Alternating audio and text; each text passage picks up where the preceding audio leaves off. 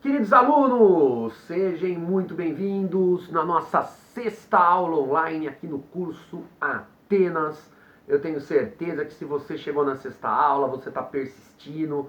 Estamos assistindo aqui mais uma aula do dia 18 de abril, a nossa sexta aula. Eu tenho certeza que a teoria do crime vai mudar a sua forma de responder as questões e vai dar o embasamento necessário para a semana que vem, presencialmente, nós darmos início às peças práticas com mais densidade, com mais necessidade ali, que vão exigir de vocês mais conhecimento do direito penal, parte geral. E é por isso que na nossa sexta aula damos continuidade à teoria do crime. Então veja só, nós começamos a estudar hoje o conceito analítico de crime, crime todo fato típico, antijurídico e culpável. Então nós vimos que o fato típico ele é composto por 4 elementos, quais sejam conduta, resultado, nexo causal e tipicidade.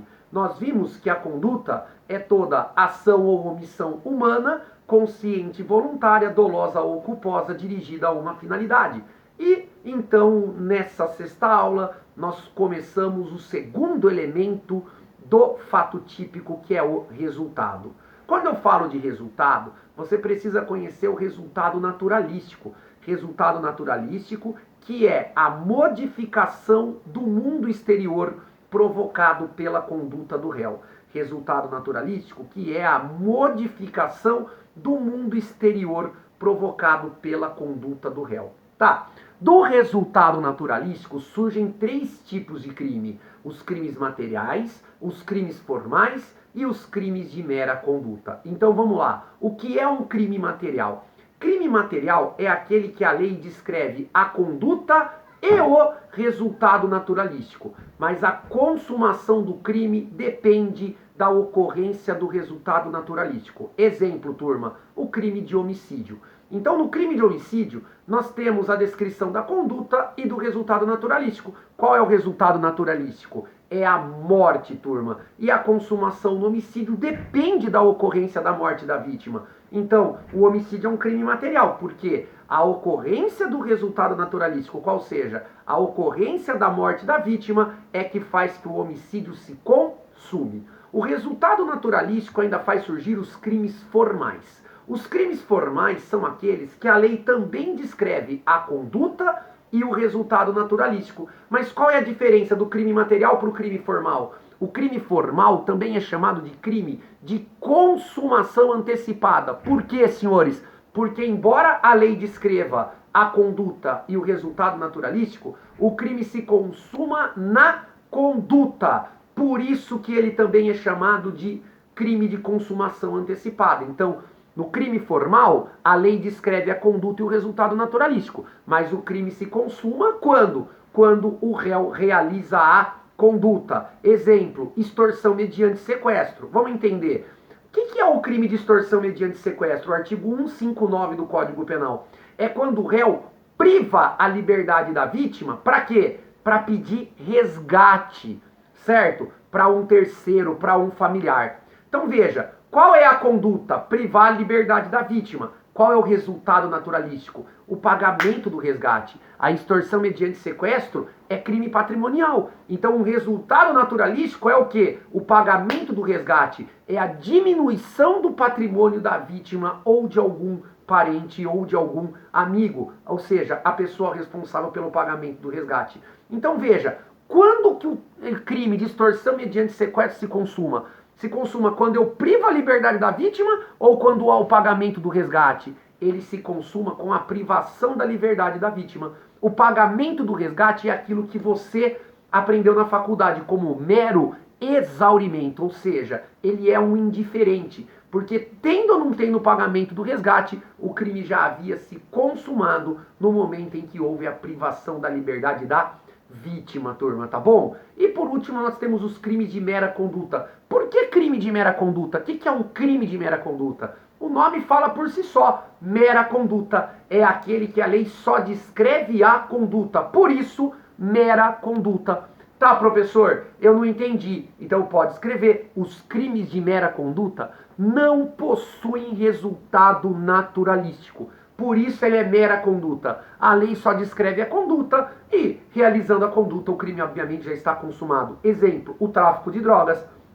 Ué, professor, não entendi. O tráfico de drogas é crime de mera conduta porque a lei só descreve a conduta. Qual é o resultado naturalístico do tráfico de drogas? Não tem, não há. A objetividade jurídica do crime de tráfico de drogas é a saúde pública. Veja, mas enquanto o traficante está no mundo lá fora vendendo droga, o que está mudando para a saúde pública? Absolutamente nada. Porque o tráfico é um crime de mera conduta, um crime, portanto, que não possui resultado naturalístico. Tá bom, turma?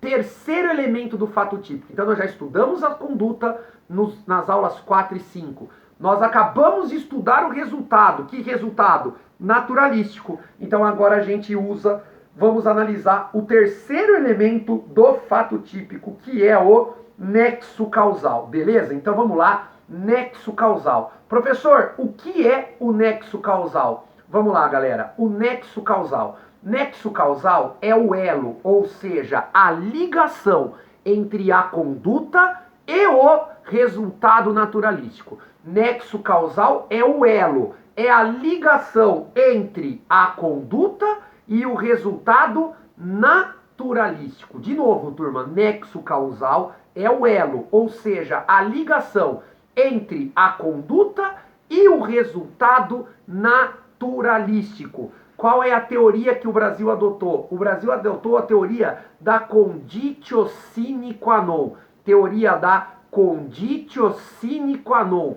Traduzindo, o Brasil adotou a teoria dos equivalentes dos antecedentes causal. Se você preferir, equivalência dos antecedentes causais. Professor, aonde que está essa teoria? Está no artigo 13 caput do Código Penal. O que nos fala o 13 caput do Código Penal? Causa é toda ação ou omissão sem a qual o resultado não teria ocorrido. Então, se você quer saber se entre a conduta do réu e o resultado naturalístico existe nexo causal, elimina a conduta. Se o resultado desaparecer, significa que entre a conduta e o resultado existe nexo causal. Exemplo, eu dou um tiro na cabeça, turma, do Ivan. O Ivan morre. Elimina a minha conduta. O Ivan estaria vivo ou morto? Ele estaria vivo. Então significa que entre a minha conduta e o resultado naturalístico existe nexo de causalidade. Tá bom, turma? Entenderam?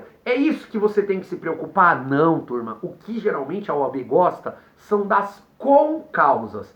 Tá, professor? O que são concausas? Vamos lá? Concausas são causas externas à conduta do réu. Concausas são causas externas à conduta do réu que produzem ou ajudam na produção do resultado naturalístico. Vou repetir. Concausas são causas externas à conduta do réu que produzem ou ajudam na produção do resultado naturalístico. As concausas, elas se subdividem em duas. Eu tenho as concausas absolutamente independentes e as concausas relativamente independentes. Tiago, absolutamente independente, relativamente dependente do quê? Da conduta do réu. Então vamos lá. Concausa absolutamente independente da conduta do réu.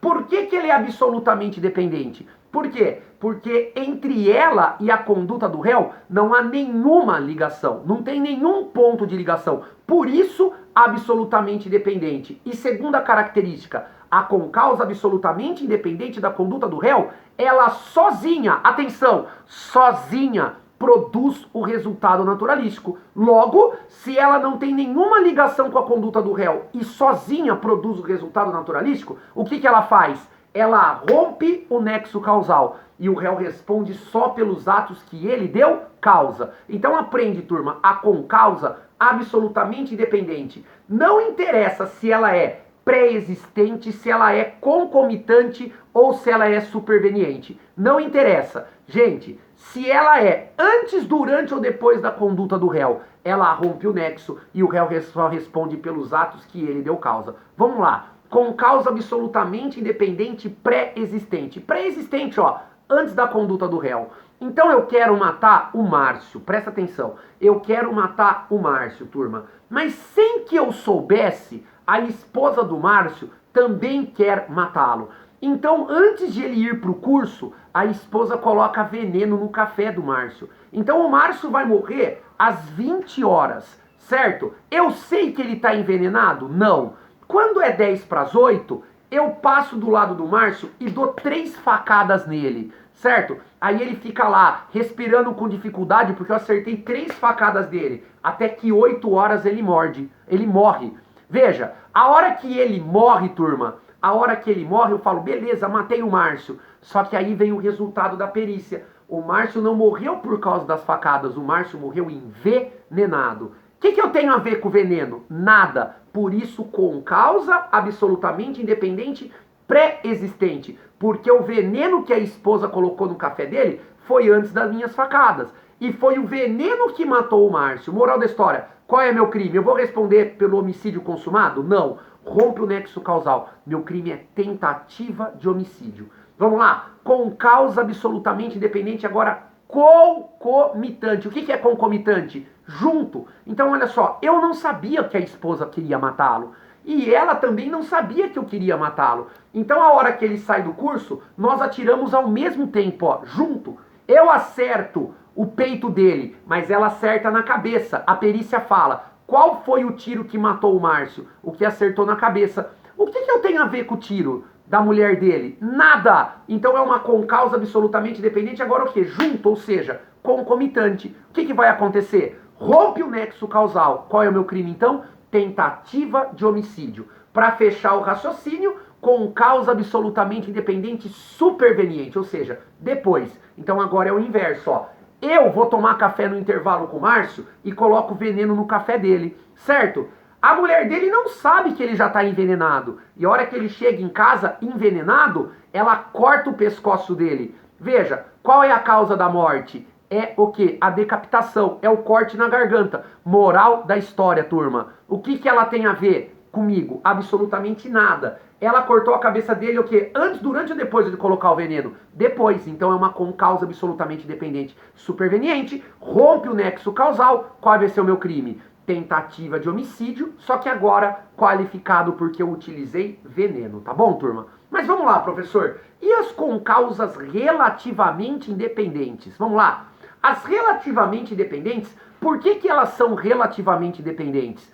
Porque entre ela e a conduta do réu existe um ponto de ligação. Por isso, relativamente independente. E segunda característica, a concausa sozinha não produz o resultado. Por que o resultado ocorre? O resultado ocorre da somatória da concausa com a conduta do réu. Então, se o resultado só ocorre diante da somatória da concausa com a conduta do réu, rompe o nexo causal? Não. Como regra, a concausa relativamente independente não rompe o nexo causal. Então, o réu responde pelo resultado que ocorrer.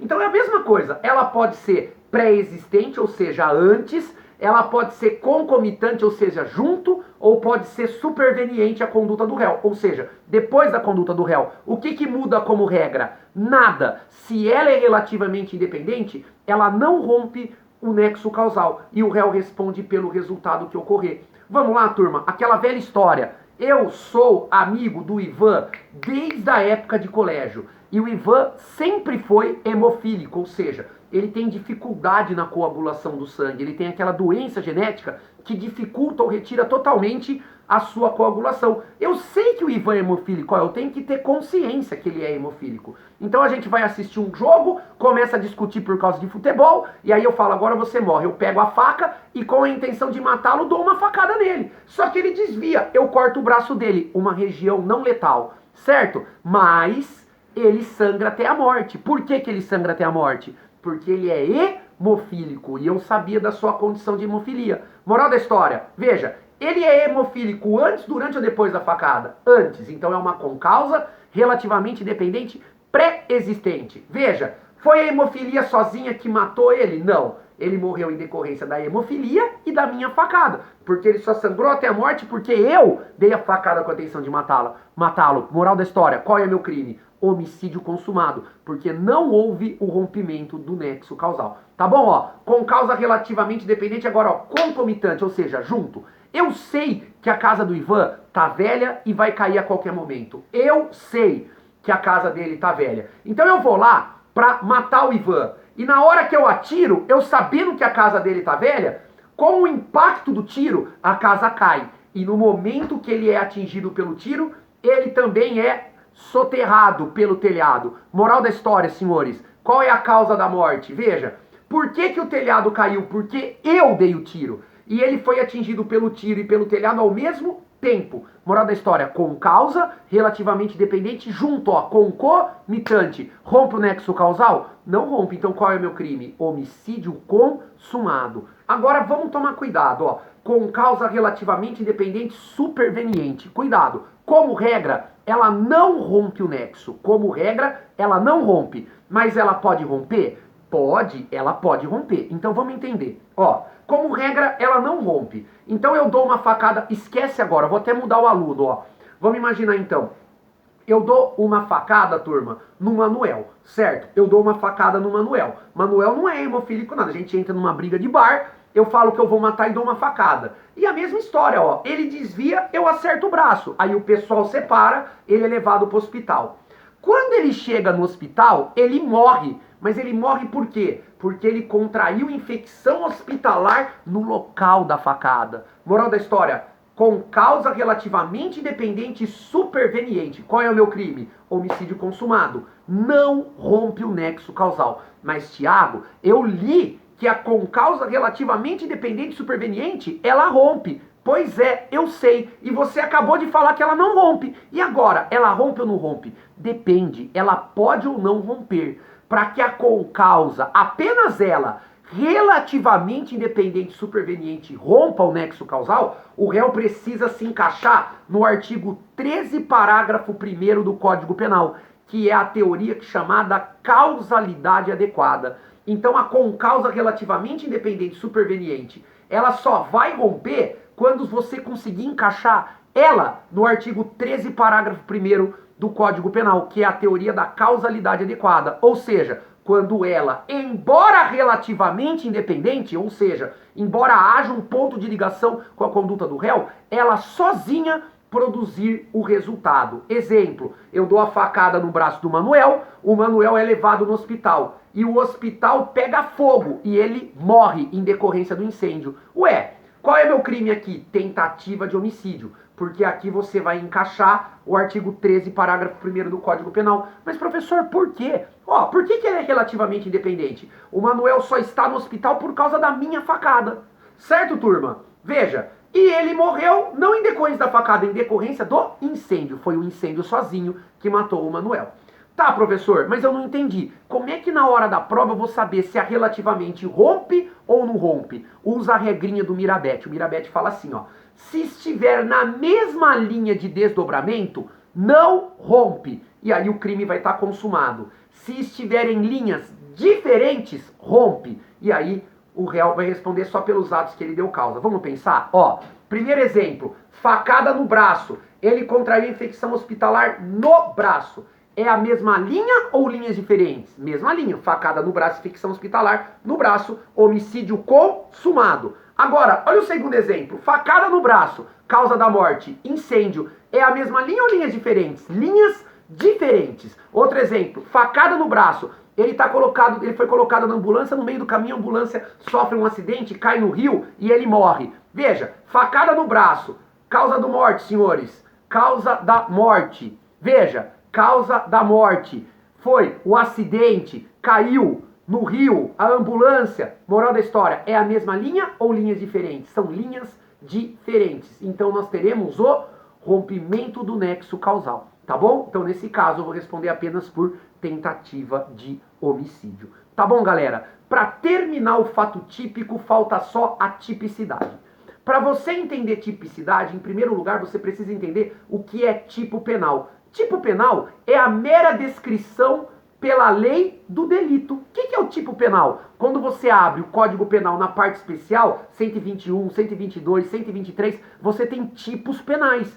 Tipo penal, então, é a mera previsão da existência do delito, certo? Mas o que é tipicidade? Então, atenção, doutores.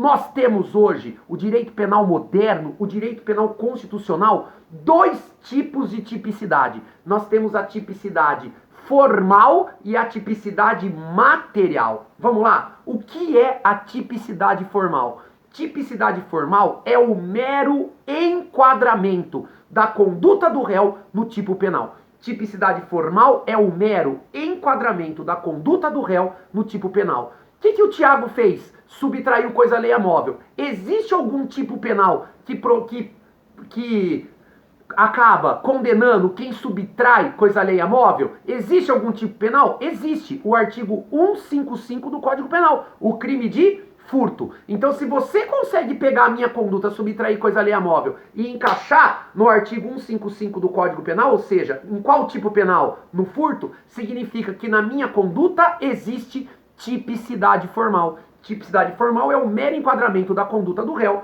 no tipo penal. Só que hoje, no direito penal moderno, no direito penal constitucional, para que exista tipicidade, não basta só o enquadramento, não basta só a tipicidade formal. Além da tipicidade formal, nós precisamos da tipicidade o quê? Material. O que é a tipicidade material? É a necessidade de comprovação de lesão ou pelo menos de ameaça de lesão ao bem jurídico tutelado. O que é a tipicidade material? É a necessidade de comprovação de lesão ou de pelo menos de uma ameaça de lesão ao bem jurídico protegido, tutelado pela norma penal. Professor, eu não entendi. O que exclui a tipicidade material? O princípio da bagatela, o princípio da insignificância. Então decora, o princípio da bagatela, o princípio da insignificância absolve o réu, porque ele exclui a tipicidade material. Ele exclui a tipicidade material. Por quê? Porque quando a conduta produz um resultado ínfimo, insignificante no bem jurídico tutelado, nós vamos alegar que a inexistência de lesão ao bem torna, por mais que haja tipicidade formal, o fato atípico, por ausência de tipicidade material. Tá, professor, existe valor para bagatela? Negativo, turma. O Supremo Tribunal Federal criou 4 vetores para o reconhecimento da bagatela. Decora assim, ó. A Mari casou com o Prol. Mari, M-A-R-I, casou com o Prol. P-R-O-L. O que é Mari? Escreve no seu caderno. Mínima, ausência, reduzida e ínfima ou inexistência. O que é Mari? Mínima, ausência, reduzida ou ínfima. Se você preferir, inexistência. O que é Prol? Prol é periculosidade, ofensividade, certo, senhores? Periculosidade, reprovabilidade, ofensividade e lesão. Vou repetir, Prol, periculosidade, reprovabilidade, ofensividade e lesão. Agora junta, mínima o que, senhores? Mínima periculosidade, ausência de reprovabilidade, certo? Vamos lá, reduzida, ofensividade e inexistência ou ínfima lesão. Então junta de novo, ó, mínima periculosidade, ausência de reprovabilidade, reduzida ofensividade ou ínfima, ou se você preferir, inexistência de lesão. Tiago, não entendi. Interpreta isso. O réu que é reincidente, ele é mais perigoso que o primário. Então, como regra, réu reincidente não pode ter aplicação da bagatela. Embora na prova da OAB nós iremos sustentar que até o reincidente tem direito de bagatela, por decisões do Supremo Tribunal Federal. Perfeito, senhores? Veja, o cara que emprega violência ou grave ameaça, significa que na conduta dele houve uma ausência de reprovabilidade? Não. Então, crimes com violência ou grave ameaça não admitem bagatela. O cara, senhores, que rompe obstáculo, significa que existe uma reduzida ofensividade no bem? Não. Crimes com rompimento de obstáculo também não admitem o princípio da bagatela. E a questão da inexistência ou ínfima lesão? Aí depende do caso concreto. Se a prova falar que a vítima é pobre, para ela R$10 faz falta, não dá para alegar bagatela. Mas se a prova falar que é um empresário que ganha R$50 mil e o réu tirou dele 500 reais, o que é 500 reais para quem ganha 50 mil todo mês? Absolutamente nada. Então tem que olhar o caso concreto. Tem que ser um valor que não faça falta para a vítima. Se o valor não faz falta para a vítima, você pode alegar o princípio da insignificância, o princípio da bagatela. Esquece essa história de um salário mínimo, turma. Por que esquece essa história? Porque, às vezes, um salário mínimo é insignificante se o réu é milionário, mas 5 reais para uma pessoa que mora na periferia pode fazer falta, então para ela você não pode alegar que a subtração de 5 reais foi bagatela. Depende do caso concreto. Professor, eu já ouvi falar que existe valores, existe mesmo. Valor apenas para os crimes tributários. O que são crimes tributários? Os crimes da lei 8.137 de 90, certo? Que são os crimes de sonegação fiscal, o artigo 168A do Código Penal, que é a apropriação indébita previdenciária, o artigo 337A do Código Penal, que é a sonegação indébita previdenciária, e o artigo 334, caput, que é o crime de descaminho. Observa, contrabando não cabe bagatela, é só no descaminho. O Supremo Tribunal Federal, essa é a corrente que a gente usa para prova, considera que nos crimes tributários, se o valor sonegado for menor ou igual a 20 mil reais, você vai alegar o princípio da bagatela, vai pedir a absolvição do réu por ausência de tipicidade material. Crimes tributários, segundo o STF, o valor é menor ou igual a 20 mil reais, você vai alegar o princípio da bagatela para o seu cliente acusado aí de algum desses 4 crimes elencados pela doutrina de como crimes tributários. Tá bom, galera? E aí nós acabamos o estudo do fato típico e amanhã nós damos continuidade aos nossos trabalhos. Vamos falar de antijuridicidade e de culpabilidade para encerrar a teoria do crime, tá bom? Só quero deixar claro que antes de falar da antijuridicidade e da culpabilidade, amanhã eu vou falar sobre o erro de tipo, porque o erro de tipo, embora alguns autores coloquem fora da teoria do crime, eu coloco dentro, porque amanhã eu vou te mostrar que se o erro de tipo for essencial, ele acaba influenciando dentro do fato típico, dentro mais precisamente da conduta, porque se ele for essencial, ele pode acabar influenciando na análise do dolo ou da culpa do réu. Galera, continue estudando, vamos junto rumo à sua aprovação. Fiquem com Deus e até amanhã. Tchau.